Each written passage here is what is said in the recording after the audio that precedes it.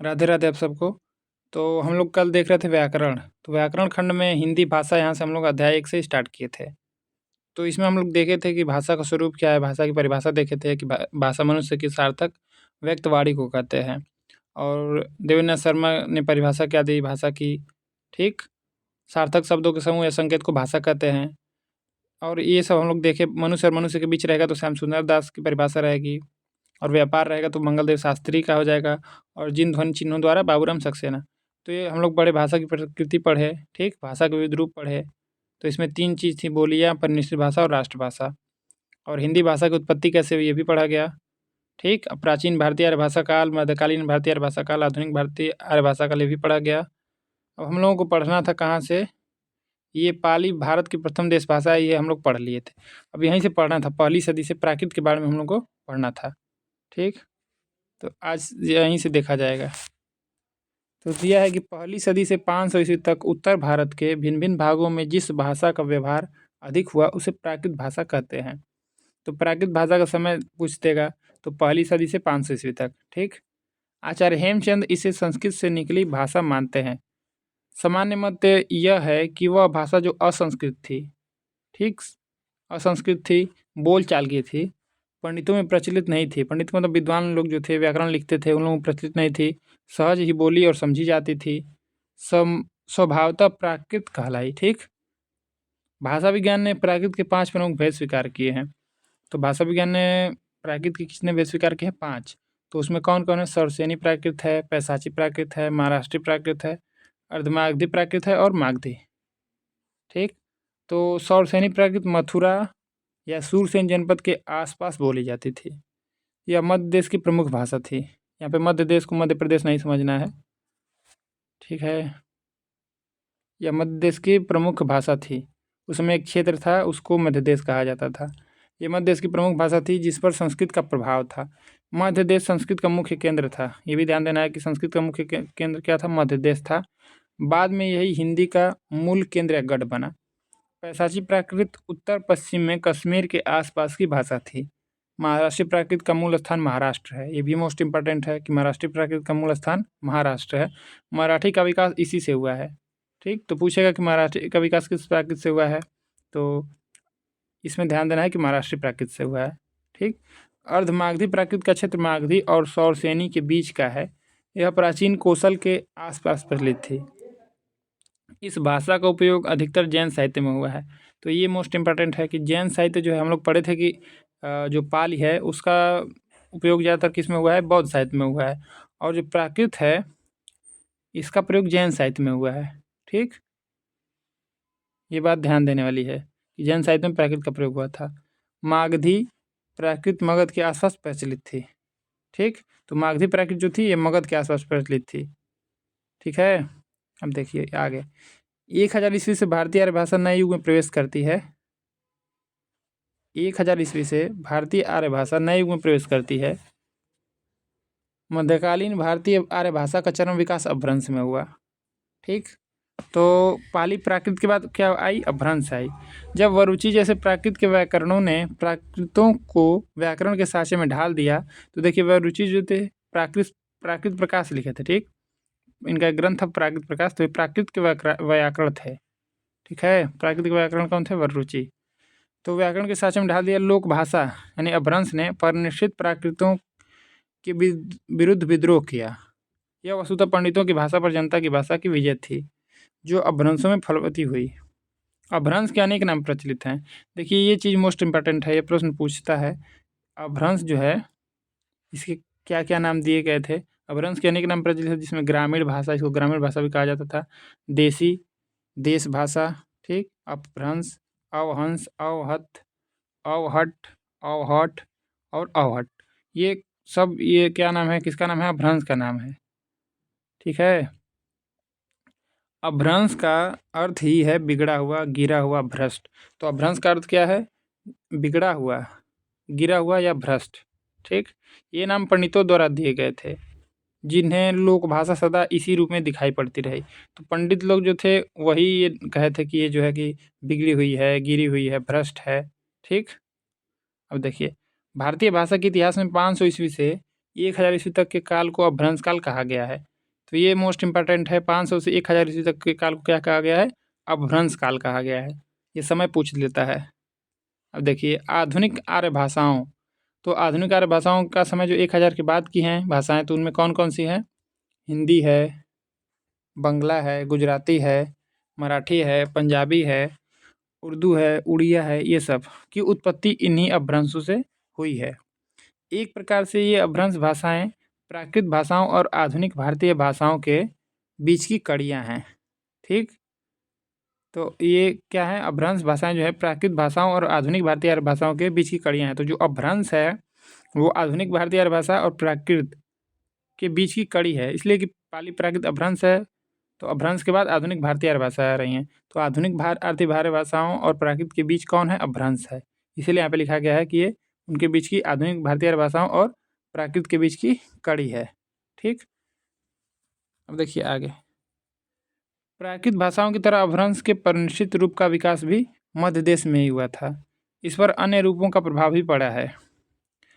हिंदी का जन्म इसी मध्य देश में संस्कृत, प्राकृत और अपभ्रंश के योग से हुआ। ठीक है, हिंदी का जन्म इसी मध्य देश में संस्कृत, प्राकृत और अपभ्रंश के योग से हुआ। उत्तर भारत में अपभ्रंश के 7 भेद या रूप प्रचलित थे, जिनसे आधुनिक भारतीय भाषाओं का जन्म हुआ। तो ये मोस्ट इम्पॉर्टेंट है कि अब प्राकृत के तो 5 भेद थे, लेकिन अपभ्रंश के 7 भेद प्रचलित थे उत्तर भारत में। ठीक, तो अब उसको देखा जाएगा। ये 7 प्रकार के अपभ्रंश इस प्रकार हैं, जिनके सामने उससे जन्मी आधुनिक भाषाओं के नाम का उल्लेख किया गया है। तो अभी ये मोस्ट इम्पॉर्टेंट है, परीक्षा के हिसाब से ये पूछ लेता है कि कौन भाषा है किस अपभ्रंश से निकली हुई है। ये मोस्ट इम्पॉर्टेंट है, ये जो पार्ट दिया है ये मोस्ट इम्पॉर्टेंट है। ठीक, अब देखिए सौरसेनी अपभ्रंश। अपभ्रंश कौन कौन है? सौरसेनी अपभ्रंश, पैशाची अपभ्रंश, ब्राह्मण अपभ्रंश, खस अपभ्रंश, महाराष्ट्रीय अपभ्रंश, अर्धमागधी अपभ्रंश और मागधी अपभ्रंश। तो सौरसेनी अपभ्रंश जो है ये, ठीक, तो इससे कौन कौन सी भाषाएं निकली हैं? ये पश्चिमी हिंदी, ठीक, जिसके अंतर्गत खड़ी बोली आती है। अब देखिए राजस्थानी हिंदी है, ब्रजभाषा है और खड़ी बोली है। तो ये सब किससे निकली हैं? सौरसेनी अपभ्रंश से। प्रश्न बन जाता है कि ये पूछ देगा खड़ी बोली का विकास किस अपभ्रंश से हुआ है? तो सौरसेनी अपभ्रंश से हुआ है। अब देखिए पैशाची अपभ्रंश में लहदा है और पंजाबी है। तो ऐसे प्रश्न बनता है कि लहदा का विकास किस अपभ्रंश से हुआ है? तो पैशाची अपभ्रंश से हुआ है। ठीक, अब देखिए सिंधी का विकास किससे हुआ है? ब्राह्मण अपभ्रंश से हुआ है। और पहाड़ी, कुमाऊनी, गढ़वाली इसका खस अपभ्रंश से हुआ है। ये प्रश्न बना भी है टीजीटी में। ठीक, तो खस अपभ्रंश से हुआ है। टीजीटी में के साथ पीजीटी में बना था, लेकिन बना जरूर है। तो पहाड़ी, कुमाऊनी, गढ़वाली ये किस अपभ्रंश से इसका विकास हुआ है? खस अपभ्रंश से हुआ है। और मराठी जो है इसका तो सबको पता होगा, महाराष्ट्रीय अपभ्रंश से हुई है, ये आसान है। अब देखिए अर्धमागधी अपभ्रंश जो है इसमें कौन कौन सी भाषाएं आती हैं? पूर्वी हिंदी, तो पूर्वी हिंदी में ही अवधी, बघेली, छत्तीसगढ़ी ये सब आ जाती हैं। यहाँ पे गलत लिखा है, तो अवधी, बघेली, छत्तीसगढ़ी ये तीनों भाषाएं अर्धमागधी अपभ्रंश के अंतर्गत आती हैं। अब देखिए मागधी अपभ्रंश है, तो मागधी अपभ्रंश में कौन सी आती हैं? बिहारी हिंदी। तो बिहारी हिंदी में जो बोलियां हैं जैसे भोजपुरी हो गई, मैथिली हो गई, मगही हो गई, ये बोलियां किस में आएंगी? तो बिहारी हिंदी में। तो पूछ देगा कि भोजपुरी का विकास किस अपभ्रंश से हुआ है? तो मागधी अपभ्रंश बताया जाएगा। ठीक, बंगाली है, इसका भी मागधी अपभ्रंश से हुआ है। उड़िया है, असमिया है, इसका विकास किससे हुआ है? मागधी अपभ्रंश से हुआ है। तो यहाँ से प्रश्न जरूर बनता है, यहाँ से प्रश्न जरूर बनता है, मोस्ट इम्पॉर्टेंट है। अब आगे देखा जाए, यहाँ तक हो गया। अब देखिए अपभ्रंश में लगभग वे ही ध्वनियाँ थीं जिनका प्रयोग प्राकृत में होता था। स्वरों का अनुनासिक रूप संस्कृत, पाली और प्राकृत जैसा ही था। कुछ बातों में समानताएं रहते हुए भी अपभ्रंश संस्कृत और प्राकृत से बहुत दूर चली गई और प्राचीन की अपेक्षा आधुनिक भारतीय भाषाओं के काफ़ी नज़दीक चली आई। भाषा अधिक सरल हो गई। संस्कृत, पाली तथा प्राकृत संयोगात्मक भाषा थी, किंतु अपभ्रंश भाषा वियोगात्मक हो गई। ये मोस्ट इम्पॉर्टेंट है, यहाँ से प्रश्न बना है। ठीक, संस्कृत, पाली तथा प्राकृत संयोगात्मक भाषा थी, किंतु अपभ्रंश जो है वियोगात्मक हो गई। तो ये प्रश्न बनता है कि दे देगा कि भाषाएं दे देगा कि इसमें से कौन सी जो है कि भाषा वियोगात्मक है। तो संस्कृत दे देगा, पाली दे देगा और प्राकृत दे देगा और अपभ्रंश दे देगा। तो उसमें अपभ्रंश जो रहेगी वियोगात्मक हो जाएगी। तो ध्यान देना है कि संस्कृत, पाली, प्राकृत ये सब संयोगात्मक है और अपभ्रंश जो है वियोगात्मक है। ठीक, हम देखिए संज्ञा सर्वनाम से संयोगात्मक भाषाओं में विभक्तियां साथ लगती थीं, किंतु अपभ्रंश में अभ्रंश में अलग से लगने लगी। ठीक है, अब आगे देखा जाए। हिंदी में अभ्रंश की ये सारी प्रवृत्तियां चली आईं। नपुंसक लिंग प्राय समाप्त हो गया, तद्भवों की संख्या बढ़ गई। तो संस्कृत में 3 लिंग था, ठीक, स्त्रीलिंग पुल्लिंग और एक नपुंसक लिंग भी था, लेकिन हिंदी में बस स्त्रीलिंग पुल्लिंग है। कोई भी चीज़ है उसमें याद करना पड़ता है कि कौन पुल्लिंग है कौन स्त्रीलिंग है। नपुंसक लिंग नहीं है हिंदी में। वही चीज़ है कि नपुंसक लिंग प्राय समाप्त हो गया, तद्भवों की संख्या बढ़ गई। अब देखिए 1100 के आसपास अपभ्रंश का काल समाप्त हो गया और इसके बाद आधुनिक भाषाओं का युग आरंभ हुआ। ठीक, 14वीं शताब्दी से आधुनिक भाषाओं का स्पष्ट रूप सामने आया। कुछ समय तक अपभ्रंश की प्रवृत्तियां आधुनिक भाषाओं में मिली जुली रहीं, फिर धीरे धीरे कम होती गईं। भाषा परिवर्तन के इस संक्रांति काल में संदेश रासक, ये संदेश रासक जो रचना है अब्दुल रहमान की। ठीक, अब देखिए प्राकृत बैंगलम लक्ष्मीधर की है। उक्ति व्यक्ति प्रकरण दामोदर शर्मा की। वर्ण रत्नाकर ज्योतिरेश्वर ठाकुर की है। और कीर्तिलता तथा कीर्तिपता का भी आ जाएगी। कीर्तिलता लिखा है ज्ञानेश्वरी जैसे कुछ ग्रंथों की रचना हुई। ठीक, तो ये सब अपभ्रंश से प्रभावित मानी जाती हैं रचनाएं। ठीक ना।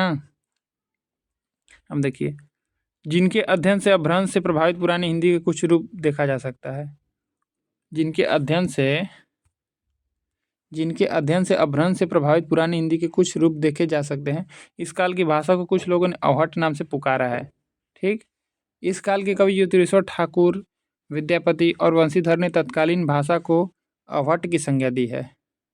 ठीक, तो अपभ्रंश के बाद अवहट आती है। थोड़ा सा माना जाता है कि अपभ्रंश के बाद जो थोड़ा सा अपभ्रंश का विकास हो गया वही अवहट हो गई। ठीक, अवहट अपभ्रंश का ही विकृत रूप है, ये ध्यान देना है कि अवहट जो है ये अपभ्रंश का ही क्या है, विकृत रूप है। सच पूछा जाए तो संक्रांति काल में जिस नई भाषा की सृष्टि हो रही थी उसे पुरानी हिंदी, चंद्रशर्मा गुलेरी का है ना पुरानी हिंदी, पुरानी बंगला, पुरानी जूनी गुजराती आदि कहना ही उचित होगा। ठीक, तो जो अपभ्रंश के बाद जो अवहट होने लगी उसको पुरानी हिंदी भी कहा गया। अब देखिए उक्त बातों से स्पष्ट है कि अपभ्रंश के विभिन्न रूपों से हिंदी और अन्य भारतीय भाषाओं की उत्पत्ति हुई। ये सभी भाषाएं सरलता की ओर हैं।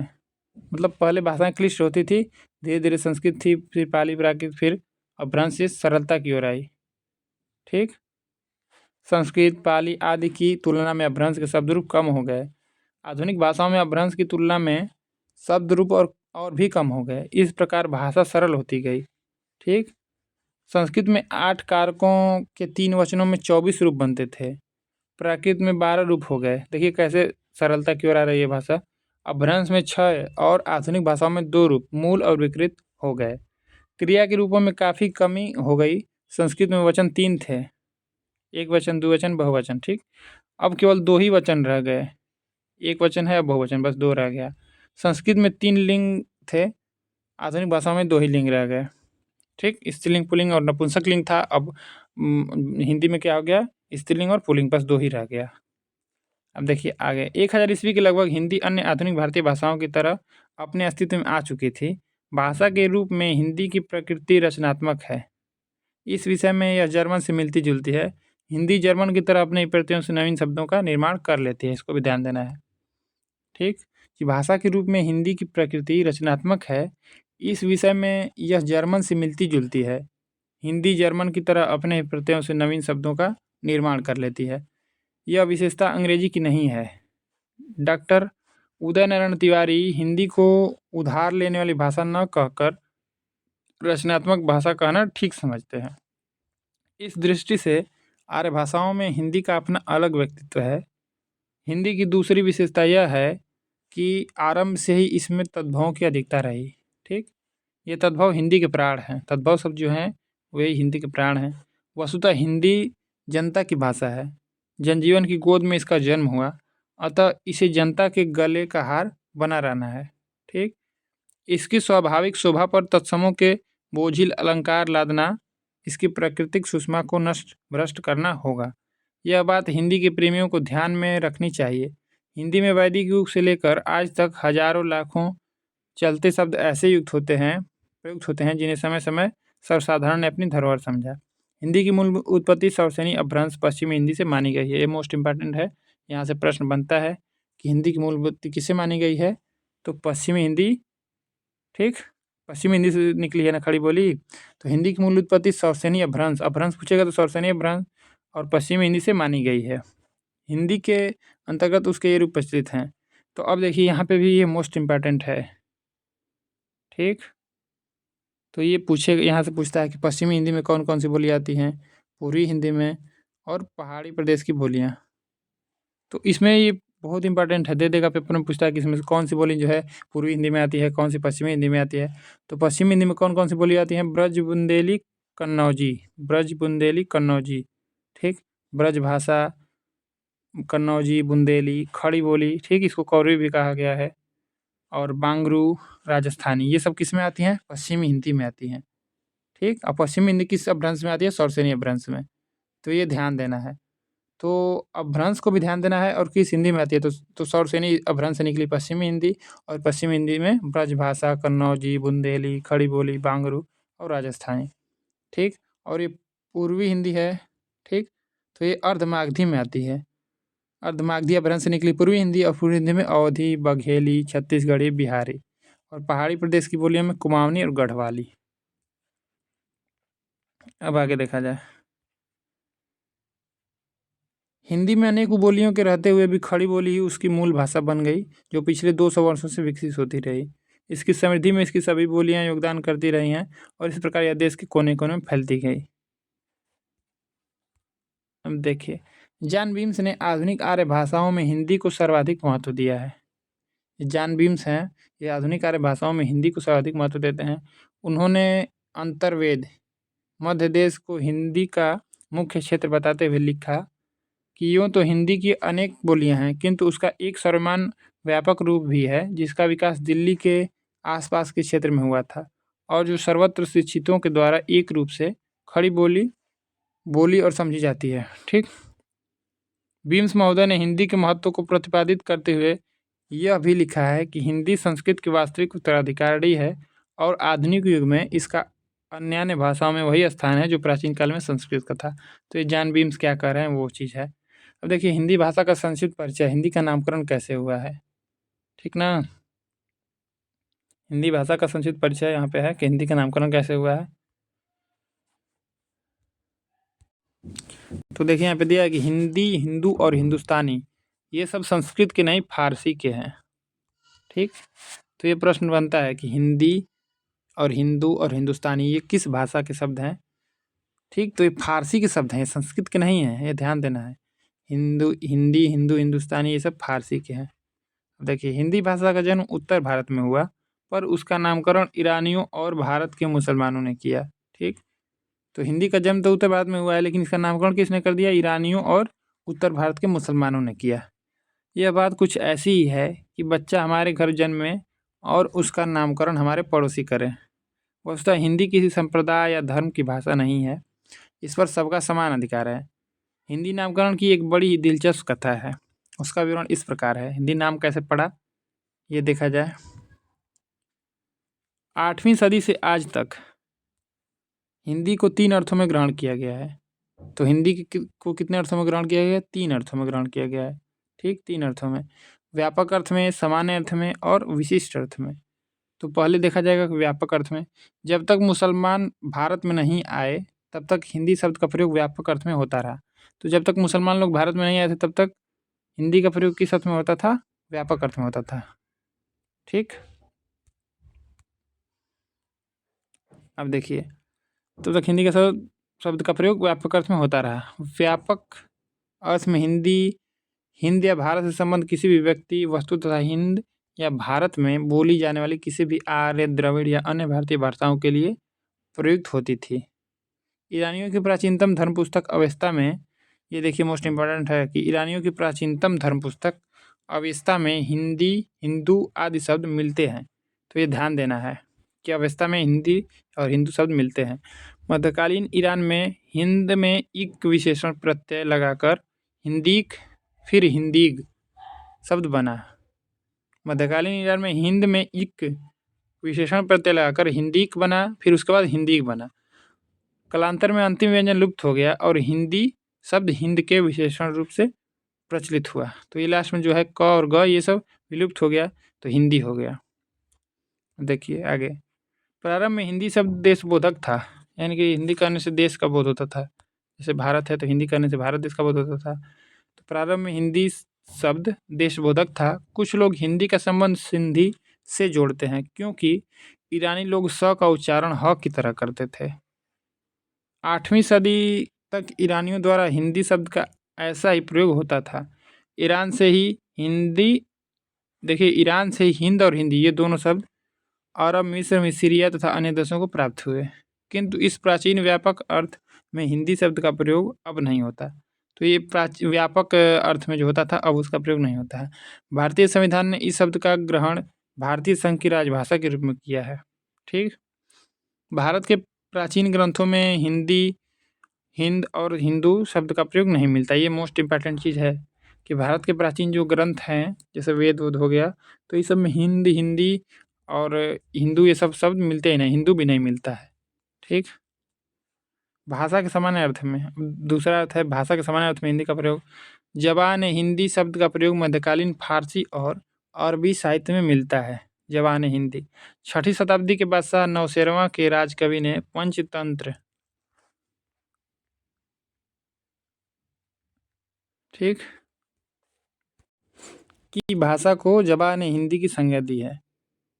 ठीक है, हिंदी का यह प्रयोग भारत की समस्त भाषाओं संस्कृत, पाली, प्राकृत, अपभ्रंश के लिए हुआ है।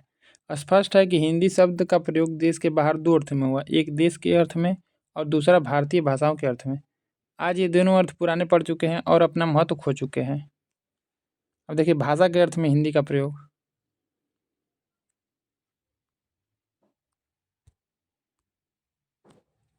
हिंदी शब्द का प्रयोग संस्कृत, प्राकृत, अपभ्रंश आदि किसी प्राचीन भारतीय भाषा में नहीं हुआ है।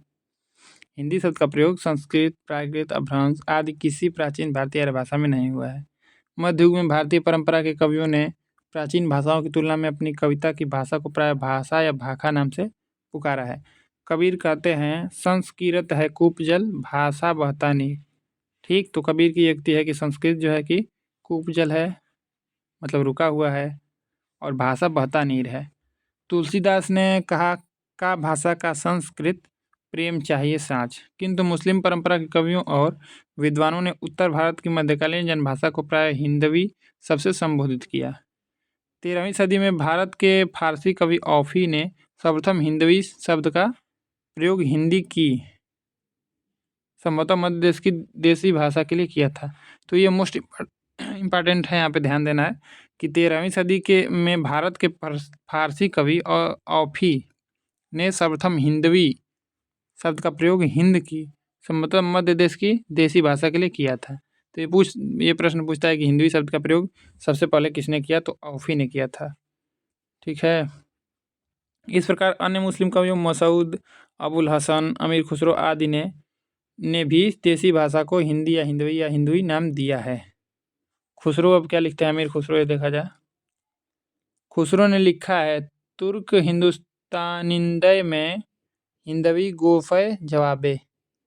ठीक, क्या लिखे हैं, तुर्क हिंदुस्तानिंदय में हिंदवी गोशय जवाबे, जुजवे चंद नजम हिंदी नीज नज्जर देस्तान करदा शुदा अस्त।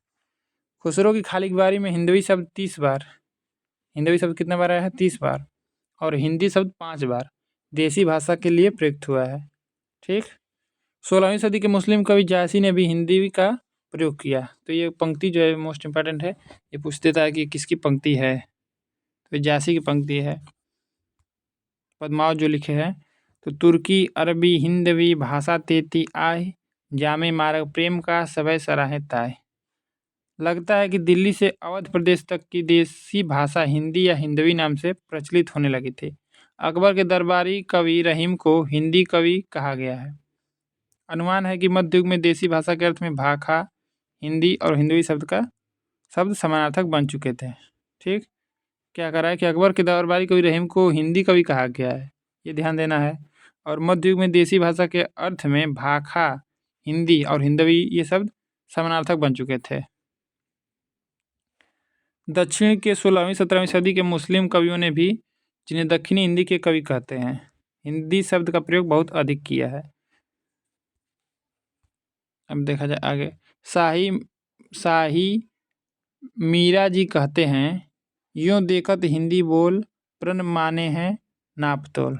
17वीं सदी में दक्षिण के सुप्रसिद्ध कवि मुल्ला वजही ने अपने सबरस की भूमिका में हिंदी का ही प्रयोग किया है। तो ये भी ध्यान देना है कि 17वीं सदी में दक्षिणी हिंदी के प्रसिद्ध कवि थे मुल्ला वजही, तो उनकी एक रचना थी सबरस, तो उसकी भूमिका में हिंदी का ही वो प्रयोग किए हैं।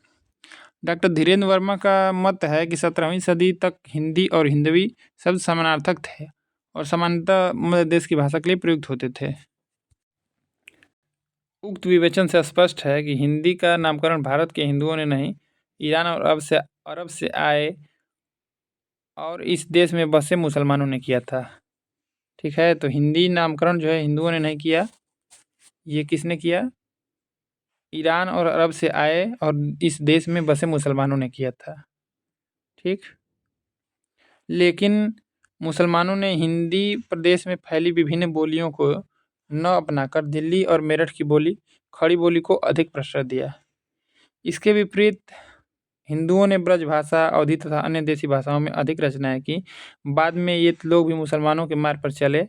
इससे सिद्ध होता है कि देश के मुसलमानों ने जिस अर्थ में देसी भाषा खड़ी बोली को ग्रहण किया, वही हिंदी की सही दिशा थी। आज हिंदी का अर्थ खड़ी बोली या उसमें लिखा जाने वाला साहित्य ही समझा जाता है। ठीक है, इस हिंदी को हमारे साधु संतों ने देश के भिन्न भिन्न भागों में फैला दिया था, अतः यह धीरे धीरे सारे देश में रस बस गई। हिंदी शब्द का प्रयोग एक विशिष्ट शैली के अर्थ में भी होता है। प्रारंभ में हिंदी, फारसी और देवनागरी दोनों लिपियों में लिखी जाती थी। ये ध्यान देना है कि शुरुआत में जो है कि हिंदी, फारसी और देवनागरी दोनों लिपियों में लिखी जाती थी।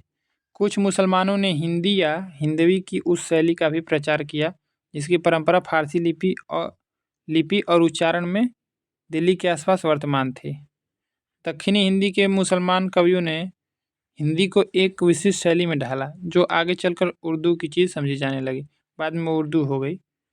हिंदुओं और मुसलमानों का राजनीतिक विरोध ज्यों-ज्यों बढ़ता गया, हिंदी मुसलमानों से दूर होती गई और उसके स्थान पर एक नई भाषा उर्दू गढ़ ली गई। जैसे उर्दू का विकास कैसे हुआ है, जिसे बाद में हिंदी वालों ने हिंदी की ही एक शैली मान लिया।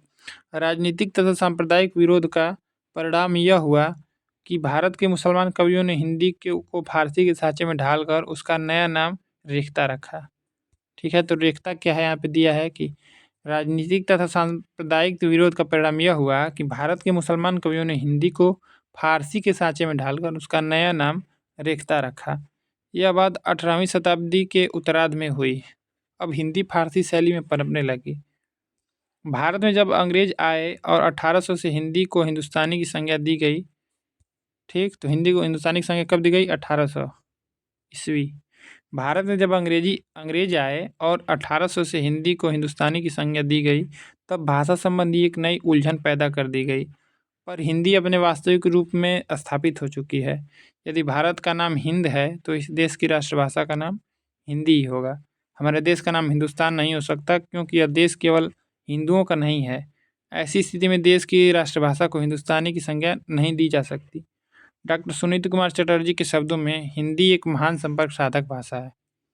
ठीक, बंगाल के सुधी महापुरुषों ने भी इसकी गौरव गरिमा को पहचाना था। 1875 में बाबू केशव चंद्र सेन ने लिखा, तो केशव चंद्र सेन ये बंगला के हैं, क्या लिखे हैं, बंगला के विद्वान हैं, लिखे हैं कि हिंदी भाषा प्रायः सर्वत्र ही प्रचलित। ठीक, ये बंगाली में लोग लिखे हैं, हिंदी भाषा प्रायः सर्वत्र ही प्रचलित। बाबू बंकिम चंद्र चटर्जी ने 1876 में बंग दर्शन में लिखा, हिंदी शिक्षा ना करिले कोनो क्रमे ई चालिबे ना।